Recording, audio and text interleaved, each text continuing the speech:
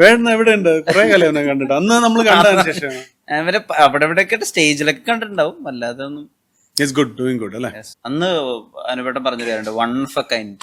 എനിക്ക് ഭയങ്കര ഇഷ്ടമാണ്. അത് വെരി നൈസ് ബോയ്, എനിക്ക് ഭയങ്കര ഇഷ്ടപ്പെട്ടു. ഇവിടെയല്ലേ വന്നവൻ?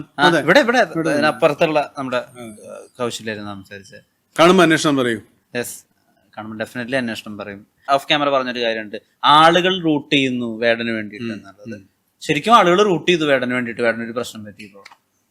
അത് വരും, ആളുടെ ഒരു ഇന്റന്റും ഇതൊക്കെ വെച്ച് നോക്കുമ്പോൾ അത് വരും. അതാണ് ഞാനെന്ന് പറഞ്ഞത്, റൂട്ട് ചെയ്യും എന്നുള്ള.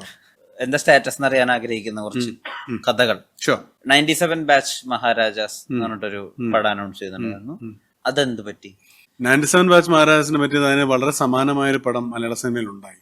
അതാണ് സംഭവിച്ചത്. അതിന്റെ ഡീറ്റെയിൽസ് ഞാൻ പറയാൻ ആഗ്രഹിക്കുന്നില്ല, കാരണം അത് ഒരുപാട് പേരെ വേദനിപ്പിക്കും എന്നുള്ളത് കൊണ്ടും അതൊരു മർക്കി ആയിട്ടുള്ളൊരു സ്റ്റോറി ആയതുകൊണ്ടും അത് നമുക്കത് പാസ്.